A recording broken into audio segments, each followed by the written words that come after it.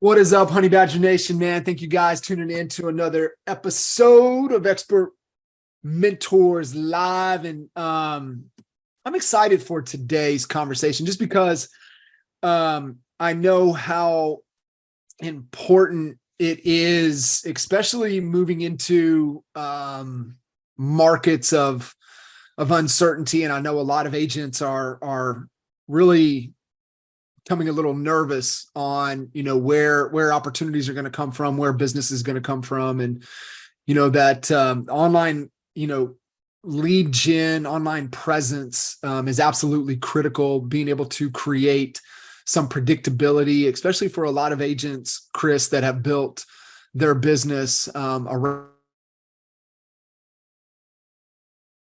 business model. However, there's no predictability there. So being able to have those things, and I know what you're going to dive into today. To me, if you want to thrive, let's forget survive. If you want to thrive moving into the real estate space into the end of this year and into next year and beyond, you've got to have this in your arsenal. And so just appreciate you making the time and jumping in and pouring into the Honey Badger Nation. So today we're talking about what? Google local services ads, right? Yeah, buddy. And people are like, yeah, I advertise on Google. We're like, yeah, you advertise probably AdWords search. They're looking for 3-bedroom, 2-bath, Scottsdale under 600. And they're paying 25 cents a click, 50 cents a click, $1 a click. And, they're getting people on their database, and that cash conversion cycle lasts 12 to 24 months. And, it's just, it's a process, right?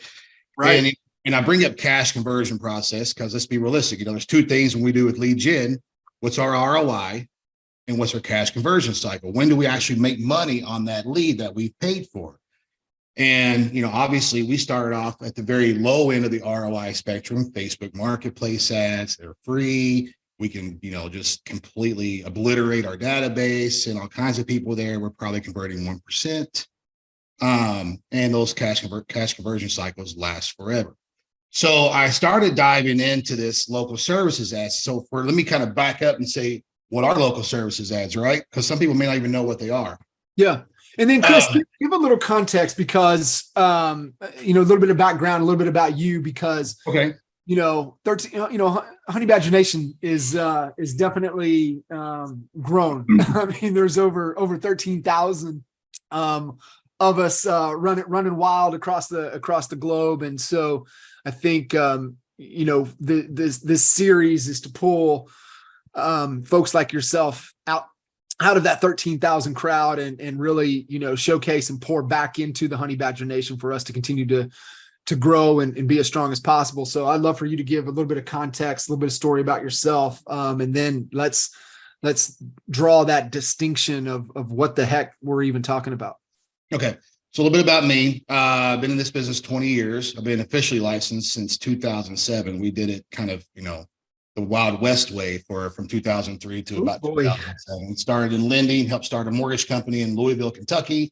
We don't say Louisville, we say Louisville, because that's the way it's supposed to be said. And did that till about 2010. Obviously, we got my license in 2007 because we wanted an agent on our staff to go in and start scooping up all those properties that were falling apart during the crash, right?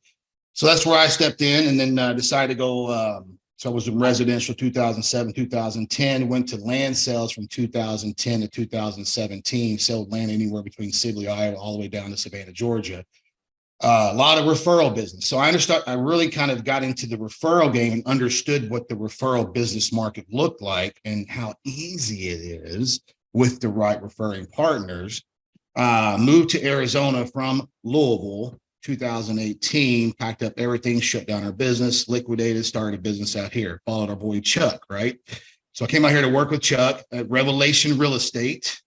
By the time I got my license, everybody had packed up their tent and moved to EXP. So I'm like, okay, cool. I'll go to EXP with everybody. I have no idea what this model is, but it sounds cool. I like hip hop. It's the hip hop of the industry, in my opinion. That's what I tell everybody all the time. Where if Keller Williams is the country music, and if Remax is the rock and roll, whatever else, we're the hip hop and we're the cool kids, right? So I was like, I'm going to follow the cool kids to EXP. And that's what I did. About 2 months into it, I was lost in the shuffle, went to a little another brokerage out here for about a year and a half. Had to tuck my tail between my legs and beg Chuck to come back. Which he, Chuck the way I know Chuck. It was like, come on, man, you're my brother. Let's go. Right. So first year out in Arizona, again, low hanging fruit. We built our business on open houses and Facebook marketplace ads. First year in Arizona, 11 transactions. Second year, 16 transactions. Third year, about 40. And we stick around 40 transactions in my personal business ever since. So that's a little context about me. Top 1% state of Arizona, top 10% nationwide. We do a lot of motivational speaking. We developed Kingdom Builders Conference. It's a men's only conference. We do that 3 times a year, just pouring into other men in the community, business owners, and we're actually stretching that out to Atlanta within the next 6, maybe 12 months. And we're trying to grow that as well. So just really kind of a outward facing service oriented business, if you will. My wife and I, we run a team of 16 agents. I have a referring network in my state of 26 agents using these Google local services ads, which is probably what everybody wants to hear about anyway. But what I understood about a year and a half ago was we started doing Zillow Flex. And most people are familiar with Zillow Flex, but if you're not familiar with Zillow Flex, a client calls Zillow, they're interested in a specific property. Zillow connects that client with an agent and we pay Zillow a referral fee. Well, we had incredible conversion rates on our Zillow Flex program. We're converting over 20% of those leads. Where I think on the average is probably about 1 in 10, 1 in 12, maybe. So we were doing about 1 in 4, 1 in 5 on the average. So I'm like, this Google local services ad kind of looks a lot like Zillow Flex to me. I have a background before real estate. I used to work in television and I worked for some very big television markets. We worked for the Fox affiliate in Cincinnati, for example. Who had the number one news. They had the number one news in the nation. They had the number one morning show in the nation. Got to meet a lot of successful people. We actually met the cast of X-Men when it first came out. That tells you how old I am. So we were, and I bring that up because I understand marketing quite a bit. That was my background. And one of the competing factors that we always had in selling television ad space, and of course, this is right when the internet ad space was kind of lifting off too, were the yellow pages. So for everybody who's probably 30 or younger, you have no idea what I'm talking about. Yeah. But the yellow pages it was effective and people, they had to be there. So the way the yellow pages worked, if I'm a business owner, let's say I'm a personal trainer and somebody's looking for a personal trainer, they go to the yellow pages, they look up the P's. I mean, P comes, for R, right? So you're looking up the personal trainers. And typically that person who has that full page ad in the yellow pages, right there, they're getting the phone calls. Yeah. Now, the yellow pages is not sitting on your countertop saying, use me, call me. We have a bunch of businesses in here, right? But if you're a consumer and you're looking for a specific type of business, you're going to go there and look for that specific type of business. Fast forward 20 years later, we have Google local services ads. So let's say for the same situation, I'm looking up a personal trainer in Chandler, Arizona. I want to go to Google, personal trainer, Chandler, Arizona. So I'm looking at the largest digital yellow pages in the entire world, looking for a specific type of business. Those first on my mobile, those first 2 people that I see, that's a local services ad. And there are only about 40 business types that are eligible for these local services ads. We're fortunate as real estate agents that we're one of those businesses. So I'm like, okay, what if I created my local services ad? Because a lot of realtors are doing it, right? I mean, you can go any area and see. I can go to Pittsburgh, for example, and look at Pittsburgh real estate agent. I'm going to find, the person, 2 people at the very top. Well, how do they get to the top? That's the question of the day. So the one thing that Google, they can't charge you money until somebody clicks that call button, you answer the call and you take information from that person. Now, if I get a little bit ahead, John, stop me, I'll dial back. This is great. Yeah. And I think too, I think drawing the distinction of what it is, but then what you have to do to even be able to play this game, right? And, just knowing kind of even like what you've had to help Leanne with and getting that even established here before we can even do this. So I think that's really good for everybody listening in to draw and know exactly what we're talking about. And then, what you got to do to even be able to set that up, and then why you believe so strongly. And this is the way, we have to go. And I love your distinction there. I mean, it just, like, for me, because we played the yellow page game, and like the competitiveness and how expensive it was. And I remember, we were like Kinder and I were in a damn budget meeting with this, and we loved the lady that was selling yellow page ads, but we're like, this is dead. Like, this is bad money. Like, we don't need to spend this money. And it was expensive. It's like $6-7 grand, right? To, like you said, to be that number one or number two full page. And then, our competitiveness is like, we can't let our number one competitor have a bigger ad than us. And I was a marketing director for my mortgage company, and I would always butt heads with the owner, like, stop spending money here. We got other ways we can spend money. But you're right, the competition factor. Yeah. It's like, we got to be there. We got to be there. And so I think drawing that distinction, for a lot of us that played that game, that immediately clicks for me. I'm like, got it. I know exactly what this is. Mm-hmm. So let me break it down real quick. So local services ads. So when I talk to my, what's called, I don't want to say clients, when I talk to my partners, and I'm talking about, are you guys running local services ads on Google? Well, I have a Google My Business page. Okay, not the same. Local services ads are part of Google My Business. Google My Business is there. If I go and look up John Kitchens on Google to see what kind of person he is, what kind of business he runs, or Kris Durbin or Leanne, like you talked, that's Google My Business. Local services ads are just a branch of that Google My Business tree. Same thing with AdWords search or PPC. PPC is pay per click, for those who don't know what I'm talking about. So those are just part of your Google My Business. They're not Google My Business. In fact, you and I both know someone who had a very bad situation with their Google My Business profile, and they got shut down. So we were able to go around it and still develop their local service ads account and not even really have association with that Google My Business account. So understand, if you're out there listening, this is just a kind of a small part of what Google My Business is. Local services ads is its own thing. It's its own entity. Okay. And it's basically, or you can call it Google Screen, Google Verified, all that stuff. So I hope that distinction is clear, that this is not Google My Business. Google My Business is there to show who you are. Local services ads is for the consumer to go find a specific type of business in a specific local region.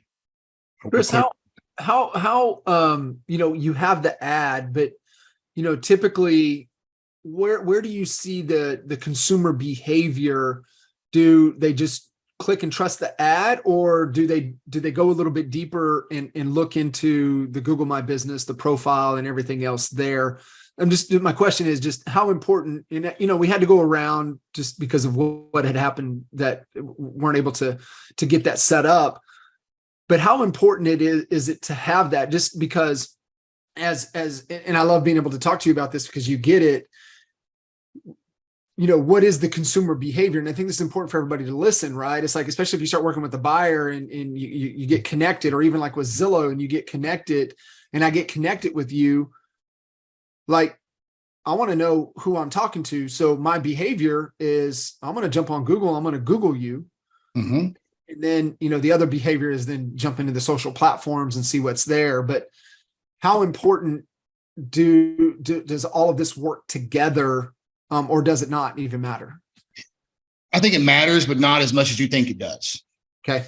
That's my honest answer, just in my own experience. So my own experience, somebody looks up, let's say they go and look up Kingman, Arizona realtor, right? And I'm usually at the top two there, whatever. More times than not, the consumer is looking for that business because they have some kind of frantic need that they need your service right away. Or very rarely do you have someone that's out there really shopping and interviewing agents. Now, do I get those people? Yeah. Most of my $1 million plus clients that are looking up, they're calling the first 5 people they see on the Google My Business, or the local service ad profile, and then interviewing them and narrowing it down to their top 3. And then they have their real life interviews. But I'd say about 1 out of every 5 people will go in, they'll see my profile, your profile, whoever else, and then they'll go. And this is not just for real estate, because my personal trainer, we do a lot of different types of businesses that we help them out with their local service for. Sorry, it's my dog ringing the doorbell, so never mind. they will go look up me. And the cool thing about local services ads is we dump so much stupid money into SEO platforms. And you got all these little eggheads, pardon me if you're doing SEO, I don't mean anything negative by it, but all these people who are smarter than us that are out there selling their SEO platforms. We're going to make you the top search real estate agent. They search your name, you're going to own the front page of Google, yada, yada, yada. The cool thing about local service ads is once you're kind of sitting there in that top 5 position, that grows organically. Your SEO grows organically through those local services ads. So when somebody goes in, they look up realtor in Kingman, they see my name, they look up Kris Durbin. I'm going to own like the first 17 of the top 20 links on there. And the cool thing about it is every now and then I'll get a call on my phone. They'll say, I found you on Google. I'm like, well, they didn't call my local service ads. No, I found your ad. Then I went and looked you up and I found your real phone number. So you have those people, right? So probably, I mean, I wouldn't say 1 out of every 5, but it happens about maybe 10%, upwards of 20% of the time, to answer your question on that. So it is important, but not as important as you think. I think people want to see who they're working with, but more often than not, what they're doing is they're clicking those reviews. When they click your name, they have all the different services you have. If you have more agents, so like I have a team, right? I have not done this yet. We're going to roll this out this week. You can add agents underneath your account on your team, and they'll have their own page with their own reviews and everything else as well. So we're going to try that system out to try to trick the algorithm even more. There's a lot of hacks to this, right? Chime even offers a service very similar to what we do. And I dived into it. I'm like, oh, this is how they're making their money. They're not doing the back end stuff, the disputing leads and stuff like that. The cool thing about local services ads, about 10 people out of every 10 calls that I get, we don't pay for 8 of them. So that's where explain that, because I think you have to understand, for everybody listening in, I think you have to understand, what is their business model, right? Like, how does Google make money? And they sell ads. And so they want your money. So of course you're going to always be at the top of whoever SEO hack or whatever, because Google's going to put you there because they want your money. And so I think understanding, how the money flows is important. And for that to happen, how do you set this up? And then, like you said, well, we don't pay for that. That's fine. But how do you kind of go about and what are the components of getting this set up? And then, like, what's a good investment, to be able to even play this game? So logistically speaking, Google, the way it's different than PPC, the way it's different than Google My Business, the way it's different than Google Maps and all this other stuff is Google cannot make money if you don't answer your phone.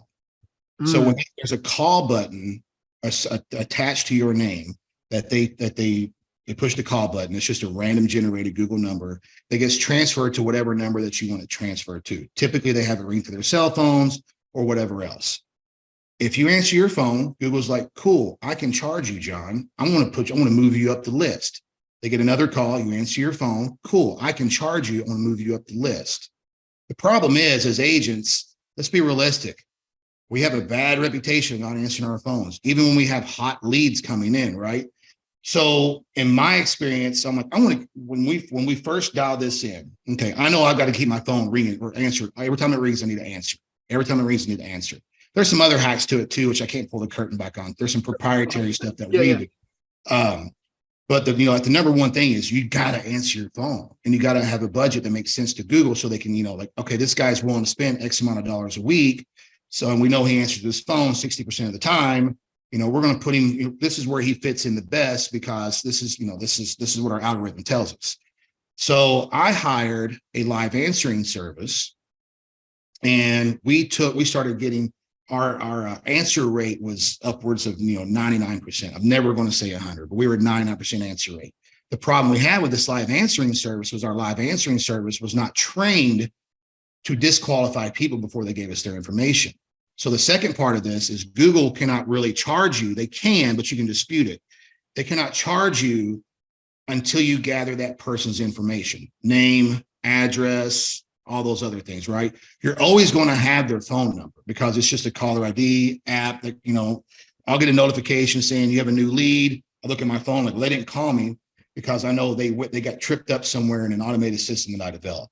But going back to the live answering service, like our first 2 months that we went full, wide open, we spent about $2,500, $3,000 a month in ad spend. And I'm like, stop. What's going on here? Because my VA was taking every call, taking every bit of information from that person. It could be somebody who has a trailer on wheels out in Ajo, right next to the Mexican border. Or you might have somebody whose grandfather was watching Bonanza in the 80s and they bought 100 acres of desert land for $10 and they inherited that they want to get rid of. We're like, we don't want that. So we shut everything down. We started working on this automated system, and the light bulb kind of went off. Like, if I disqualify these leads before they ever get to me, I'll never have to pay for them. So it's kind of a backwards way of thinking. And again, stop me if I go too far. So we basically set up this, it's an IVR system that I developed. Chime has a similar IVR, but again, I'm not comparing myself to Chime. My system's way better. And we just ask them a series of questions. And where we're going in the future is we're going to use AI to actually pick up different prompts and disqualify or hang up the call or whatever else. So if they're not the kind of client that I want, and you need to be clear in your own business, who do you want to work with? Right. And so I'm like, I want to work with this type of buyer, and I want to work with this type of seller, and everybody else can piss off for the most part. So they go through this series of questions. They get called. We get these sent to the automated system. What Google doesn't realize is, though, that they think I'm answering the phone all the time. That's just my automated system. So I'm still got a 99% answer rate, but those calls, about 80% of those calls never make it through the automated system because either they get tired of answering questions or talking to a computer or whatever else, or they're not the kind of client that we want.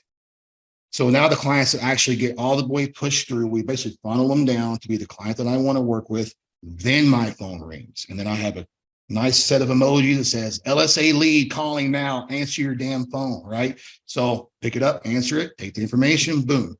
And our conversion rate on those are about 50% or more. Wow. So, I mean, but again, when we set out the automated system, and this will kind of go back to the Google answer your phone bit, right?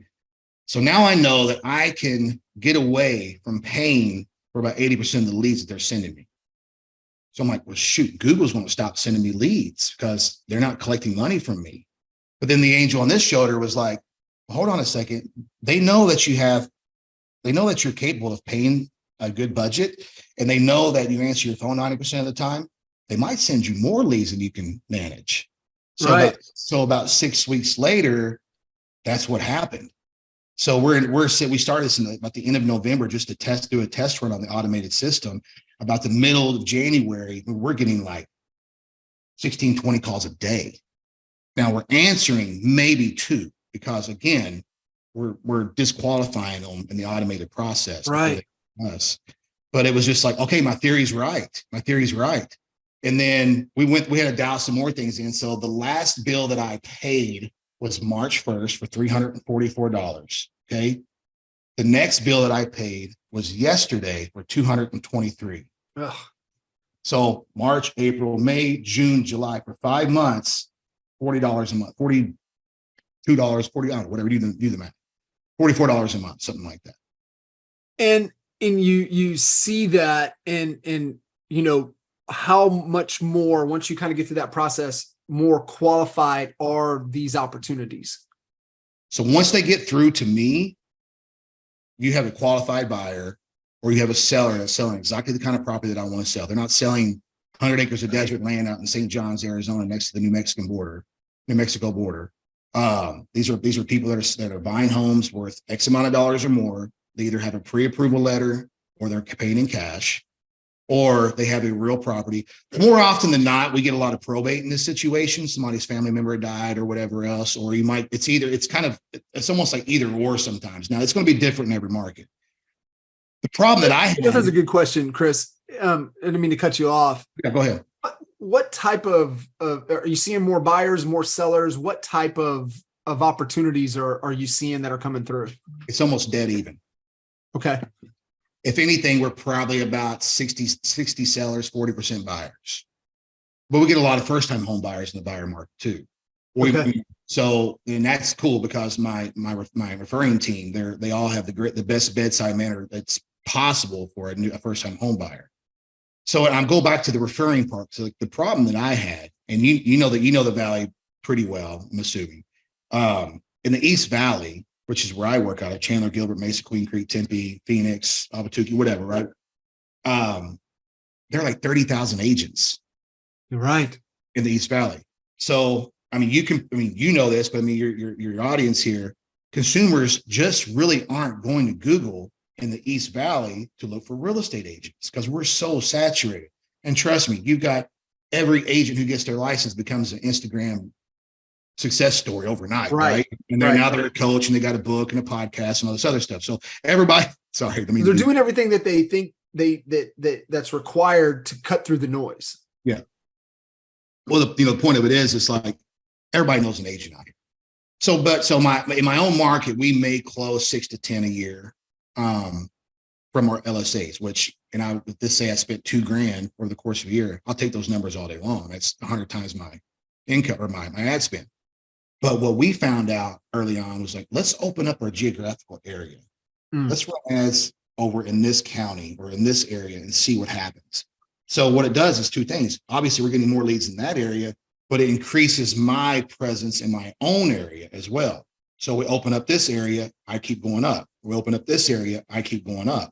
Because again, the larger the area, the more phone calls we get, the more phone calls we answer, we move up that algorithm. And there's some other hacks. Game.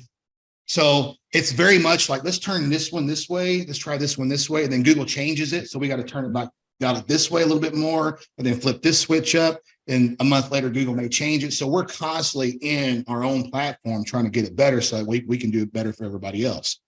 But going back to that, we started getting leads anywhere between Lake Havasu to Yuma to Flagstaff to Pine Top to Payson, around the valley. So, August, September, when we're spending $3,000 in ad spend, we're out there interviewing agents like crazy. We need referring agents.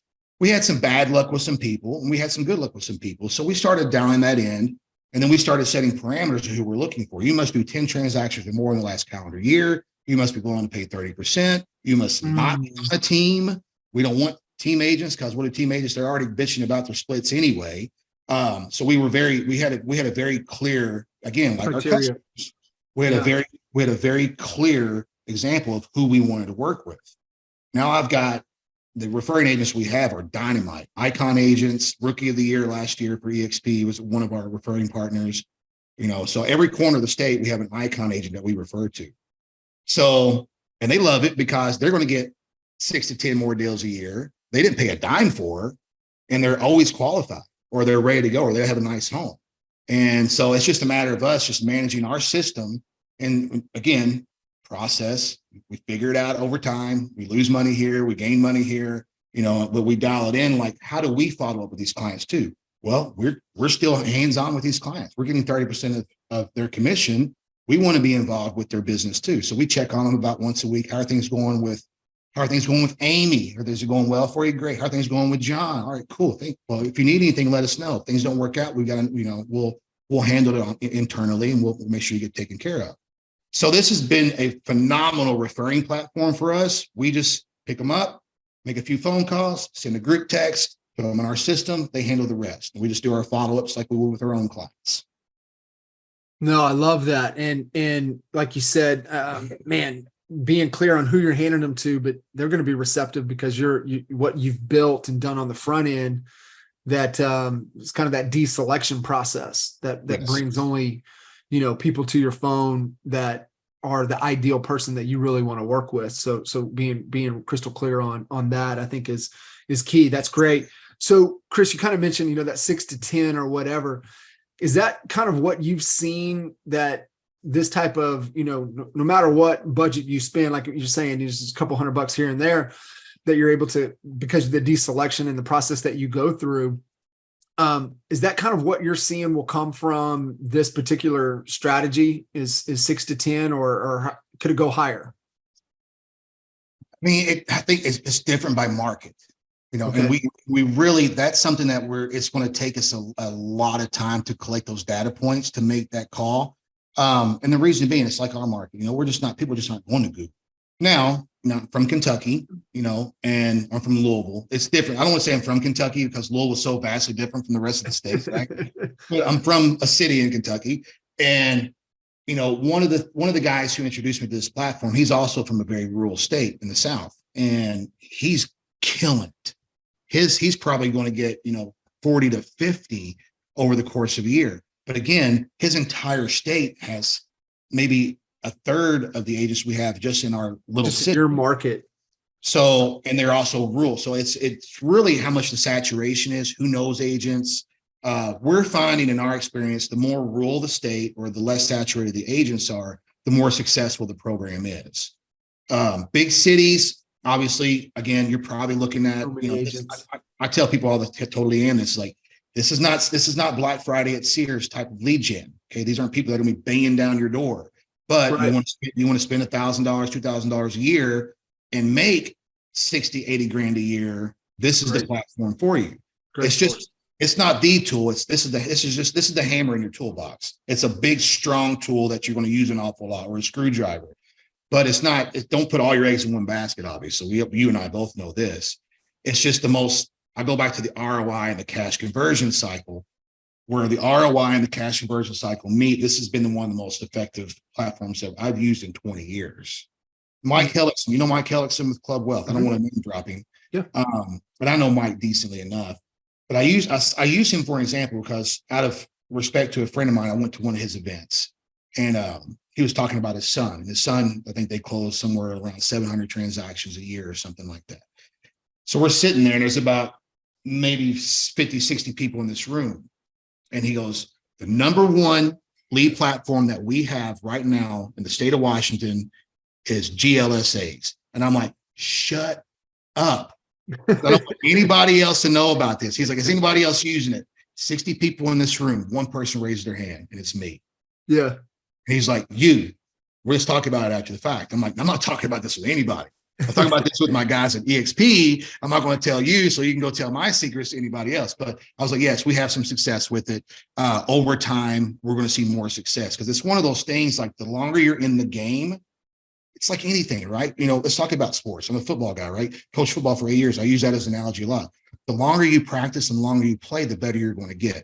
Right. And in this situation, it's like, the longer you're in the system, and once you get to the top, it's really hard to kick you off that spot unless you turn your ads off or you miss a call or something like that. Right. You're not playing the game to win. It's a long game. Yeah. This is a long game. I love it, man. I believer, just everything that you've, shown, helping Leanne. But I know that this is really got to be in the toolbox, and I get what you're saying. In the rural areas, you could, get them double digits, and even in the bigger cities, where agents listening in may be, definitely add it to your arsenal. Because I mean, what's y'all's average sales price where you're at? 400, 450. Do the math. Yeah. I mean, it's a no-brainer. Absolutely do it. Chuck still has my favorite t-shirt of all time, hashtag it's just math. And, just math, and it's really what this is as well. And so, Kris, everybody listening in, you can try to fiddle around and figure it out yourself, but man, I'm telling you, I'm a big who. It's all about the who. And you're definitely the who when it comes to this. If people listening in want more information and see how you can help them, what's the best way to connect with you? Probably we got a little 15-minute consultation, Calendly.com, and it's Kris Durbin AZ. So first name was with Kris with a K. And if you forget it, Kentucky starts with a K. They call me Kentucky Kris out here, and I hate it. So Louisville. But Calendly.com / Kris Durbin AZ. I'm active in the Honey Badgers. I don't know if that's a good thing or bad thing sometimes, but a good thing. My wife is also nationwide KV core instructor, which I know you're going to have her on your show in a couple of weeks. Yeah. So it's pretty easy to find us on social media if you forget the Calendly link, but again, Calendly.com, Kris Durbin AZ. Yeah. And it connects right to my calendar. You just go in there and pick a time. and we can talk about disputes and stuff like that another time, because, there's so much to it that people don't understand. Like, the idea is we want to spend as little as possible and gain as much as possible. And, I dispute everything, and it's okay to dispute everything. It doesn't hurt the algorithm. It doesn't hurt the algorithm, doesn't piss Google off. There's different layers of your disputes too. Like, we escalate a lot of disputes. For example, I'll just tell you just real quick, real life story. I had a call yesterday. A young lady whose uncle passed away in a trailer, got through. We're like, cool. We'll sell manufactured housing, not a big deal. But turns out the trailer's in a mobile home park. So now it's not real property, it's personal property. So we had to go through and explain to Google what real property versus personal property was, because they were not letting us get our money back on this. We're like, this is not a job that I serve. I'm not a car dealer. I'm not a manufactured home dealer. I sell real property. This is not a real property. And we got our $30 back.